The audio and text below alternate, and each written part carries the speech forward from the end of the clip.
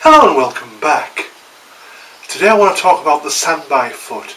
That's Cantonese for the 3 prayers to Buddha. Right at the beginning of the Sulim Tao, the first form, translates as little idea, you see these goofy hand movements. Okay, so I'm going to talk about these goofy hand movements today so that you can practice them properly. And I'll show you some bad things and the correct way to do it. Okay. So it always started with a tansao. Now, if you pay attention to what's going on, my hand opens and it travels out, so that middle finger is in the middle of my body. At that point, the hand travels out. Okay, and it continues to travel out. As a rule, your thumb should be bent in. Unfortunately, due to the fact that my body is a bit messed up, mine doesn't. You should have tension in your thumb. To get the tension, you should have your thumb bent in. Okay, so you continue to travel out, and that journey should take about 20 seconds or so. When your elbow is 1 fist distance from your body, that is the time to stop.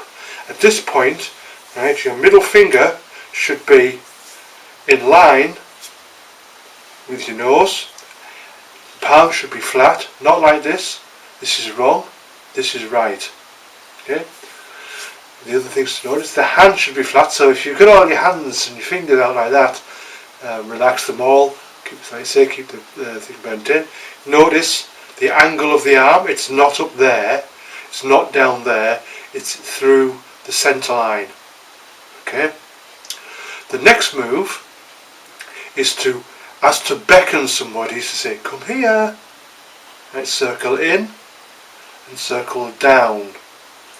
Okay. Then as you flick up the hand, flick out the elbow. Okay. Same rule applies. If your thumb bends in, please do bend it in.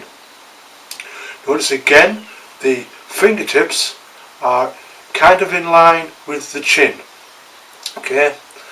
At this point, you should start the journey backwards. Okay. So as you start the journey backwards, you're moving your wrist back, not your arm back. See my arms moving there? Okay. What you're doing is you're bringing your wrist back. So the the upper arm, bicep, tricep doesn't do anything. It's engaged at the elbow. Okay. When you get 1 fist distance from the body again, notice the position of the wrist. Okay. The wrist stayed where it was, but the hand dropped. Okay.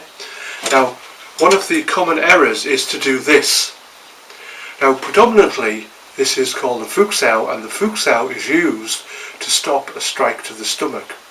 In some organisations, they bring the elbow right in like that, but we don't tend to do that. What we're doing is we have the body. You can see that angle is crossing the centre line. Okay, so by keeping your fuksao at that angle, okay, you'll be able to stop a strike to the stomach. Okay. Now again, the energy for this is travelling outwards. Another thing to note is that when you were here and you dropped your hand down to there, your elbow is kind of out, but it is against your body. So as you're travelling out, okay, you should allow the elbow to travel along the body until it naturally leaves the body. Okay. Remember, the focus on this fuksao is the centre line, and the wrist should be on the centre line. So you continue that journey out for 1 fist distance.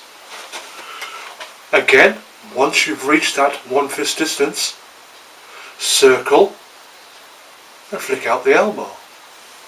Position, make sure your wrist is on the centre line, and you're travelling back again. And remember, as you're travelling back, that you're pulling back the wrist, not moving back the upper arm. Okay? When you get, the reason you don't have this or these movements against your body is that in Wing Chun we like to trap people. So if you've got your hand there, you just let me trap you. So I'm like that, thanks for the gift. So as a rule, never ever let your hand touch your body. Okay? So when you get a nice distance again, drop the wrist. Again, keep your wrist on the centre, and you're making this kind of like shape with your hand. And if you can see, I'll come a bit closer with that. So you're making this kind of shape with your hand. Some people do this. We do this. So that first finger should be nice and flat, not like that. That's an old way we used to do it, but now we do it like this. Okay. So we're travelling out again, and again remember, when it naturally leaves the body, that's the time to leave the body. Remember, it doesn't want to be up there, it wants to be just so that you're able to trap an oncoming gut punch. Okay, so this would be your second Fuk Sao, F-O-O-K, Fuk Sao, and then circle again, throwing out the elbow, and then coming back.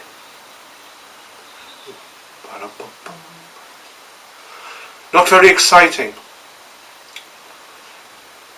I'll tell you about another little part of that's very important of this in a second. Okay. So this would be your third Fuk Sao, your third and last. San being 3, Bai, prayers, Fut to Buddha, San Bai Fut. Finally, on your return, at this point, you would pack off to the side, and then you would come back to the centre, change the palm, and palm straight forward. Then you would finish like so. So one of the most important things of this San Bai Fut is what's called elbow energy. In Cantonese, Jan Dai Lik. Right? If you put your hand at the back of your elbow, and tense, like so, you'll feel a muscle. And that is the muscle that you were training or building up in this particular technique.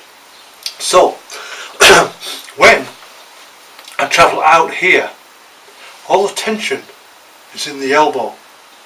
Okay? When I switch to Fu Sao, all the tension is in the elbow. Relaxed, tense, relaxed, tense. So you've got to learn to tense your shoulder. Just tense your elbow. Yeah.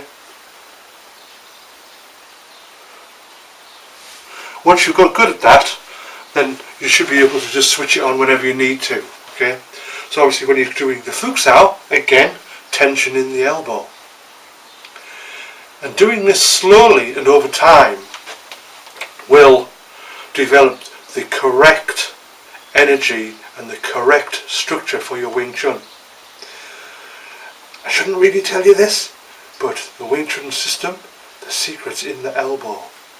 So if you train the San Bai Fut properly and use the correct structure and the right elbow positions and wrist positions, your Wing Chun will be awesome.